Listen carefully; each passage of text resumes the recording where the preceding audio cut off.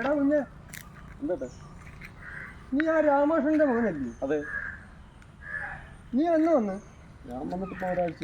എന്താ ആ, നിന്നെ ഞാനൊന്ന് കാണണമെന്ന് വെച്ചിരിക്കുമായിരുന്നു. 4 മാസത്തിന് മുമ്പ് നീ അവധിക്ക് വന്നപ്പോഴേ ആ തട്ടാവഴി ഷാപ്പിൻ്റെ അവിടെ ആ മുടി നീട്ടി വളർത്തി ഉച്ചിയിലോട്ട് പിടിച്ച് കെട്ടി അവൻ്റെ കൂടെ ഒരു കൂട്ടുകാരനും കൂടി എന്താ വരുന്നടാ കുഞ്ഞാടെ വിഷയം?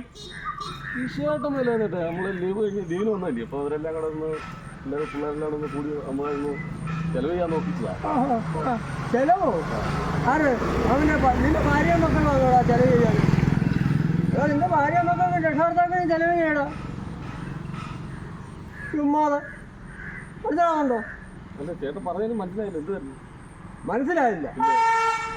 വേണ്ട, കൊക്കിന് ഊപ്പക്കത്താൻ പഠിപ്പിക്കരുത്. കൊക്കിന് ജന്മനാ ഊപ്പക്കത്താൻ അറിയാം. ഞാൻ 10-63 വയസ്സുള്ളവനാ. ഇതൊക്കെ എനിക്കറിയാം. ഞാൻ ഇതൊക്കെ കണ്ടോണ്ടാ വന്നു. എൻ്റെ ഉറ്റ സുഹൃത്തായിരുന്നു അയാൾ. അതുകൊണ്ട് ഞാൻ കുഞ്ഞെ പറഞ്ഞതാ. എന്നോട് കെറുവൊന്നും തോന്നരുത്. കെറുവുണ്ടോ മോനെ? എനിക്ക് ഇല്ല, ഒരു കെറുവില്ല. ഒരു കെറുവില്ലല്ലോ. എന്നാ ഞാൻ പറയട്ടെ. എടാ, അവന്മാര് വിയർപ്പിൻ്റെ അസുഖമുള്ളവന്മാരാടാ. നേരം വിളക്കുമ്പോൾ ഒരു മുടിയും നീട്ടി വളർത്തി ഉച്ചിയിലോട്ടൊരു കെട്ടിയും കെട്ടി കുളിക്കാതിച്ചിട്ട് സ്പ്രേ മേടിച്ച് അവൻ്റെ കൂടെ ഒരു കൂട്ടുകാരനും. എടാ, ഇത്തരക്കാരുടെ ജോലി എന്താണെന്നറിയാമോ?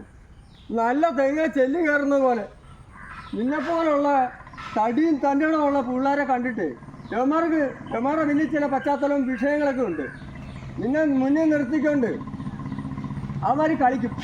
നിന്റെ കൂടെ അവിടുന്ന് ഫുഡ് അടിച്ച് വെള്ളം അടിച്ച് നടന്ന് കമ്മലുണ്ടാക്കുന്ന വിഷയത്തിൽ നീ തന്നെ പെട്ടാലേ മോനെ വെള്ള കഞ്ഞില് കാറ്റാ വീട്. ഇന്നത് കുടിക്കാനൊക്കെ പോകും. നിനക്ക് ഭാര്യയുണ്ട്, മക്കളുണ്ട്, രക്ഷകർത്താക്കളുണ്ട്. അവരെയൊക്കെ കഷ്ടത്തിലാക്കി. നീ ഒരു പുരുഷോപടമല്ലടാ. നിന്റെ അന്തസ് നീ നോക്കണം. അത് തെങ്ങാക്കാരന് വലിയ പോരാത്. അവന്മാർ നിശ്ചയമാരാ. അതുകൊണ്ട് അവന്മാരുടെ കെണിയിലൊന്നും പെടരുത്. പാല് വെളുത്തിരിക്കും.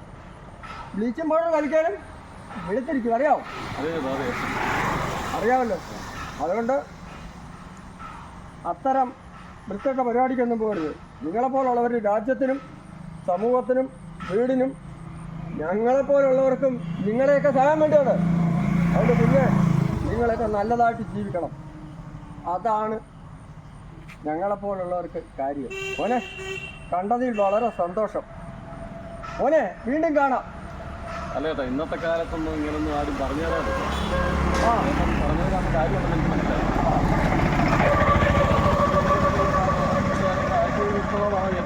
ശരി മോനെ, നന്നായി വരട്ടെ. ജയ് ഹിന്ദ്.